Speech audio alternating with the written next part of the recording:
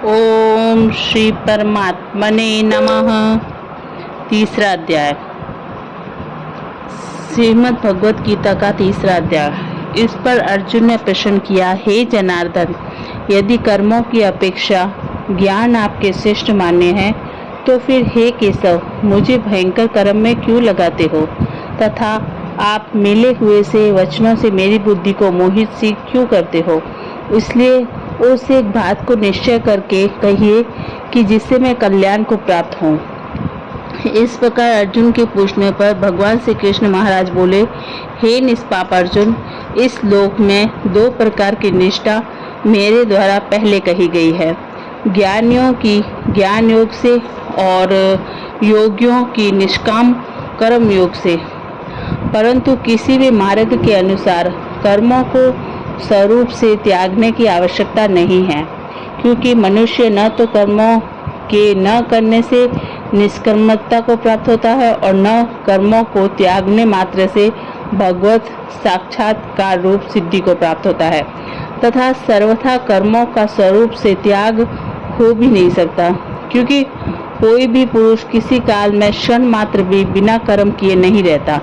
निसंदेह सभी पुरुष प्रकृति से उत्पन्न हुए गुणों द्वारा परवश हुए कर्म करते हैं।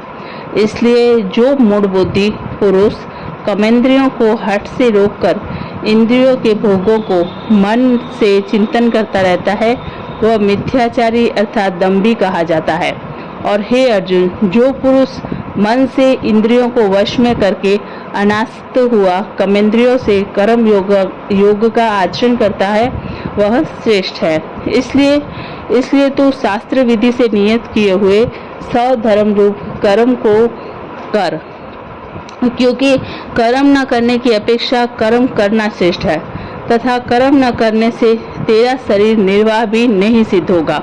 हे अर्जुन, बंधन के भय से भी कर्मों का त्याग करना योग्य नहीं है, क्योंकि यज्ञ अर्थात विष्णु के निमित्त किए हुए कर्म के सिवाय अन्य कर्म में लगा हुआ ही यह मनुष्य कर्मों द्वारा बाधता है। इसलिए हे अर्जुन, आसक्ति से रहित हुआ उस परमेश्वर के निमित्त कर्म का भली प्रकार आचरण कर।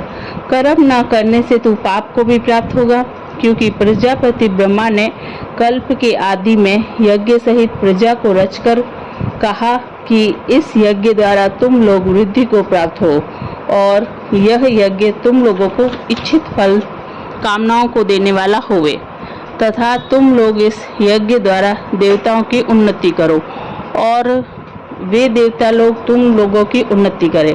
इस प्रकार आपसे भी कर्तव्य समझकर उन्नति करते हुए परम कल्याण को प्राप्त होवेंगे।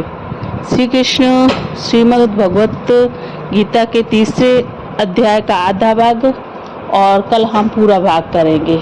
कृष्णाय वासुदेवाय हरे परमात्मने प्रणत क्लेश नाशाय गोविंदाय नमो नमः। जय श्री कृष्ण दोस्तों।